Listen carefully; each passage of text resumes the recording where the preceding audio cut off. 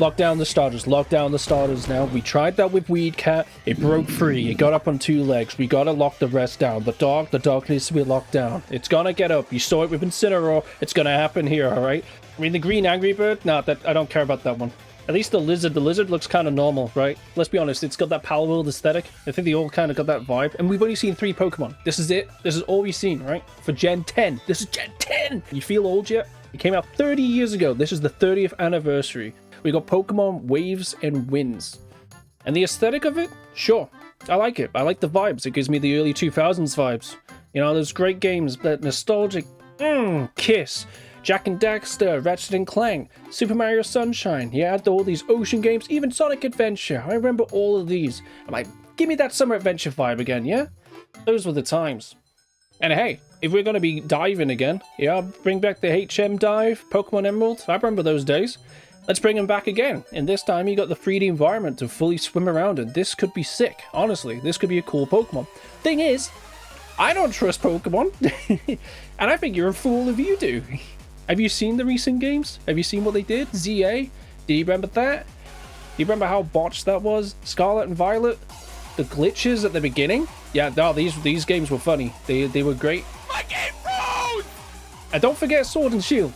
Might not be as glitchy, but man, the polish was not there. And this isn't a console thing. We had Breath of the Wild come out here. Metroid Prime Remastered came out on the Switch 1. It's never been a console thing. This is quality control from Pokemon, and it's not that good. Like, really engaged from what we got in the trailer.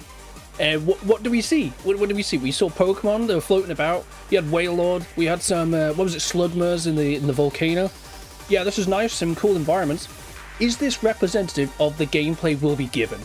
No, it's not going to be it. This could be all just pre-placed assets into a trailer just to showcase, look guys, we're working on the game. And that's it. We don't know anything about it. That's the thing.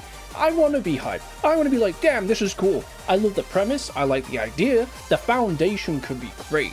Does this mean I should be hyped? No. So for any of these people that I see online that are getting hype over this, you're getting hyped over nothing.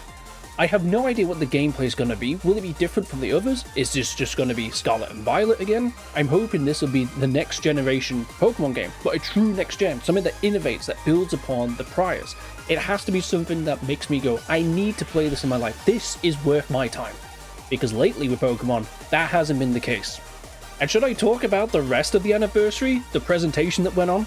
Because man, I was going to talk about this. I've gone through and looked over the footage, and I even did a script. I'm looking at it going, should I report on all of this? Because nothing happened.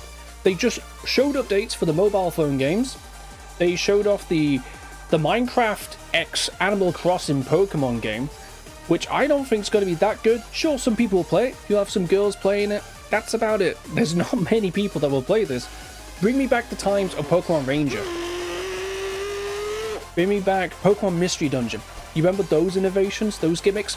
Or the thing that I found, whoa, okay, this might be big, and it led to nothing. It's just Gale of Darkness being ported over to the Switch. Why can't we just have a Pokemon Colosseum sequel? Why can't we have a game like that to have more heart, more soul? And we had Mirror B, man. You had characters with personality, with flair. That's what Pokemon needs. It needs personality. It needs to be back in the market. It needs to challenge things. That's what it needs right now. Because it's been safe. That's all this is. The entire presentation was safe or just scummy. We could talk about the Leaf Green and the Fire Red re-releases, £16 for these, and people have bought them. They were gloating about them online, saying that they pre-ordered these. Why? You guys are suckers, and you are the exact reason. This is why Pokemon is producing bad quality games. This is why you had the issues with ZA. This is why you had the issues with Scarlet and Violet. Because the people will mindlessly just buy the products anyways. What incentive does Pokemon Company or Nintendo or Game Freak, whoever it may be, what incentive do they have to produce high quality products if they know mid products or unpolished products are going to sell anyway, because people will just buy them. They don't need to put investment into these things in order for it to sell, because it will sell. It'll reach the market, and who cares? That's their mentality. It's bad, and you have to criticize the people who mindlessly buy this, because it just promotes this mentality. So I will complain on both sides, the customer and the producer. They're both culpable. Which is why, and this is the weirdest thing, for the 30th anniversary, they opened with, it was game cartridges that had the original music on them, but it was each cartridge had a separate soundtrack. Alright, interesting gimmick. It's £60! £60 for the entire lot! Are you kidding me? This is insane, right? You wouldn't pay for this.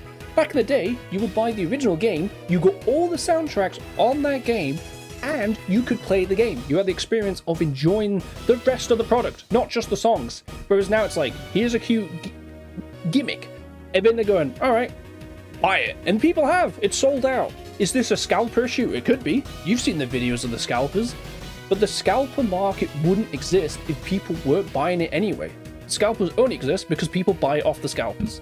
And the Pokemon Company, on the other hand, wouldn't be producing this content, and especially wouldn't be just limiting the stock to therefore inflate the scarcity of their products and give more value to their market. Which, hey, call me wrong, but the only reason why the Pokemon trading card game is so successful and popular is simply because of the scarcity, how the scalpers react, and it's overinflated because of that. Pokemon is surviving right now as an IP because of this fake. It's essentially, it's a stock market. It's a fake stock market, and the Pokemon cards are the stock market. Anybody who genuinely wants to enjoy the hobby can't because of the issues at hand right now. The solution is for Pokemon to just print a crazy amount. Even if it destroys the Pokemon trading card market, who cares, right? Because the people who actually want it, you shouldn't care about the stock market. You should care about how cool the cards are, how pretty they are, and for those who just want to play the game, let them play it.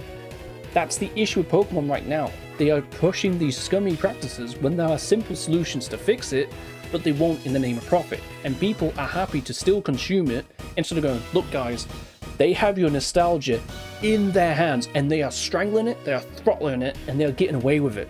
And the only way to stop this is to either not partake in it and go, we are not playing Brawl anymore. Or for you to then make your own competition and say, hey Pokemon, if you're going to do this, we'll make better. And Palworld, for faults and all, has caused this schism, which is good. And I think we're all Pokemon fans, or we were Pokemon fans at one point. We all grew up on it, we had something to do with it, or else why would you even click the video?